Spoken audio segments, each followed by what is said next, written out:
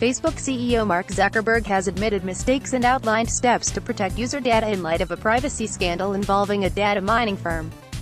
Mr. Zuckerberg said that Facebook has a responsibility to protect its users' data, and if it fails, we don't deserve to serve you. Mr. Zuckerberg and Facebook's number 2 executive, Sheryl Sandberg, have been quiet since news broke on Friday that Cambridge Analytica may have used data improperly obtained from roughly 50 million Facebook users to try to sway elections.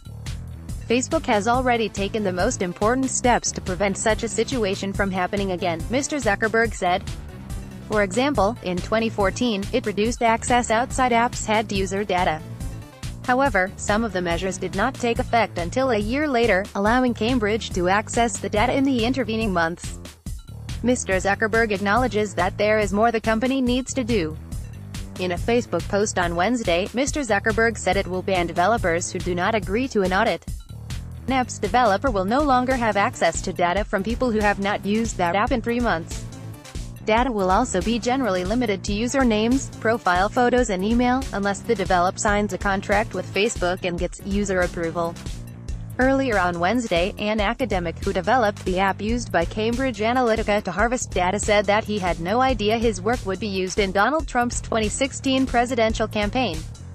Alexander Kogan, a psychology researcher at Cambridge University, told the BBC that both Facebook and Cambridge Analytica have tried to place the blame on him for violating the social media platform's terms of service, even though Cambridge Analytica assured him that everything he did was legal.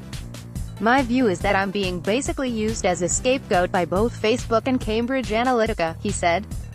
"Honestly, we thought we were acting perfectly appropriately, we thought we were doing something that was really normal." Authorities in Britain and the United States are investigating the alleged improper use of Facebook data by Cambridge Analytica, a UK-based political research firm. Facebook shares have dropped some 9% since the revelations were first published, raising questions about whether social media sites are violating users' privacy. The head of Cambridge Analytica, Alexander Nix, was suspended on Tuesday after Channel 4 News broadcast hidden camera footage of him suggesting the company could use young women to catch opposition politicians in compromising positions. Footage also showed Mr. Nix bragging about the firm's pivotal role in the Trump campaign. Mr. Nix said Cambridge Analytica handled all the data, all the analytics, all the targeting for the Trump campaign, and used emails with a self-destruct timer to make the firm's role more difficult to trace. "There's no evidence, there's no paper trail, there's nothing," he said.